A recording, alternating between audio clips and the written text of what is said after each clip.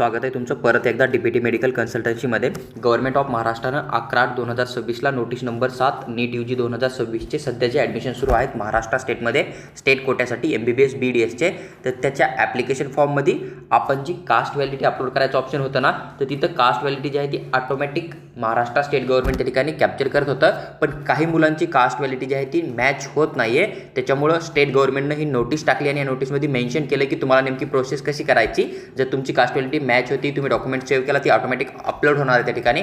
पण जर तुमची कास्ट व्हॅलिडिटी चांगली आहे, तुम्ही इन्फॉर्मेशन पण त्या ठिकाणी करेक्ट फिल केली आहे, तरी पण ती मॅच होत नाही आणि त्या ठिकाणी अपलोड होत नाही आहे किंवा तुम्ही स्वतः डॉक्युमेंट अपलोड करावा असं कुठल्याही प्रकारे ऑप्शन येत नाही आहे, तर त्या कंडिशनमध्ये तुम्हाला या ठिकाणी यांनी कशी प्रोसेस करायची त्याची सविस्तर माहिती मेन्शन केलेली। तर तुम्ही PDF ला या ठिकाणी व्यवस्थित वाचू शकतात, पण त्यांनी या ठिकाणी मेन्शन केलं की तुम्हाला अगोदर तुमचा जो व्हॅलिडिटी सर्टिफिकेट नंबर आहे ना, तर तो ED पासून जो सुरुवात होतो तो या ठिकाणी फिल करणं आहे। ज्यावेळेस तुम्ही तो सर्टिफिकेट नंबर टाकणार आहे, तुमची डेट वगैरे करेक्ट टाकणार आहे, तरी पण जर तुमची कास्ट व्हॅलिडिटी त्या ठिकाणी अपडेट होत नसेल, ही फक्त त्यांनी इन्फॉर्मेशन दिली की कोणत्या कोणत्या कंडिशनमध्ये ऑटोमॅटिक येणार आहे, कोणत्या कोणत्या कंडिशनमध्ये तुम्हाला अपडेट करायचं आहे, तर ते तुम्ही रीड करू शकतात किंवा त्याला एक्झिट पण करू शकतात। या ठिकाणी यांनी मेन्शन केलं की जर तुम्ही सगळं करेक्टली फिल करतात, नंबर करेक्टली फिल आहे, सगळं व्यवस्थित आहे, तरी पण नॉट मॅच येत आहे आणि तुमचा डॉक्युमेंट त्या ठिकाणी अपडेट होत नाही आहे, तर त्या कंडिशनमध्ये तुम्हाला 1/1/2019 ही जी आहे ती तारीख टाकायची। जसं तुम्ही कास्ट व्हॅलिडिटी सर्टिफिकेटची जी तारीख टाकणार आहे ना, तर ती तारीख तुमची जी डॉक्युमेंट आहे ती तारीख न टाकता तुम्हाला त्या ठिकाणी 1/1/2019 ही तारीख टाकायची, खाली डॉक्युमेंट अपडेट करायचं आहे आणि नंतर मग तुम्हाला जे आहे ते कास्ट व्हॅलिडिटी अपलोड करायला ऑप्शन येणार आहे आणि त्यानंतर तुम्हाला परत एक वेळेस लॉग इन करायचं आणि लॉग इन केल्याच्या नंतर जसं आपण कास्ट आपलं स्वतः PDF बनवून अपडेट केलं, तशा प्रकारे तुम्हाला कास्ट व्हॅलिडिटी जी आहे ती त्या ठिकाणी अपडेट करायची। तर ही एक अत्यंत महत्त्वाची नोटीस होती जी की CET सेलनं अपडेट केलेली होती। आता लाईव्ह प्रोसेस कशी करायची जर आपण चर्चा केली, तर तुम्ही या ठिकाणी थोडक्यात बघू शकतात की तुम्हाला नेमकं प्रोसेस कसं करायचं आहे। या ठिकाणी यांनी पुरा लाईव्ह डेमो पण दिलेला आहे। हे बघा, सगळ्यात अगोदर तुम्ही काय करणार आहे, तुमची इन्फॉर्मेशन फिल करणार आहे, तुमचा डॉक्युमेंट येणार आहे, CV नाव जे असणार त्याच्यावर क्लिक करणार आहे। त्याच्यानंतर तुम्हाला या ठिकाणी जे आहे ते कोपऱ्यात इथे डिटेल्स दिल्या जाणार आहे। मग तुम्ही इथे चेक करणार आहे, ही तुमचा जो नंबर आहे तो तुमचं डिस्ट्रिक्ट जे आहे ते समजा आणि तुमची जी डेट वगैरे जी आहे ना, ती डेट पण तुम्ही या ठिकाणी 100% बघू शकतात। नंतर इथे तुम्हाला अपडेट दिसतं समजा, पण तुम्ही अगोदर चेक करणार आहे। नंतर तुम्ही खाली आले, या ठिकाणी तुम्हाला दिसणार आहे की ते मॅच होतंय का नाही। जसं की इथं बघा, व्हॅलिडिटी सेंटर मॅच आहे, पण व्हॅलिडिटी सर्टिफिकेट स्टेटस जे आहे ना ते मॅच होत नाही आहे। तर तुम्ही या ठिकाणी सेव्ह डॉक्युमेंट करू शकता। सेव्ह डॉक्युमेंट झालं,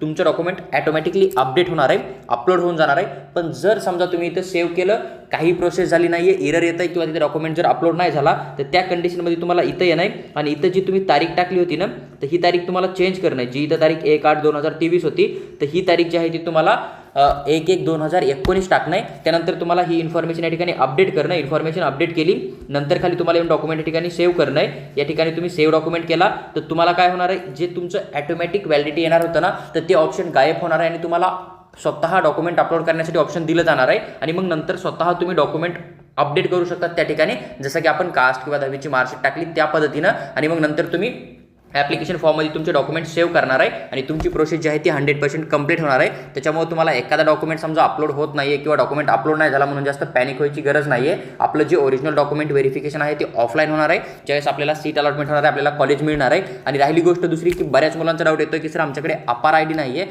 तर आम्ही नाही अपलोड केली तर चालेल का?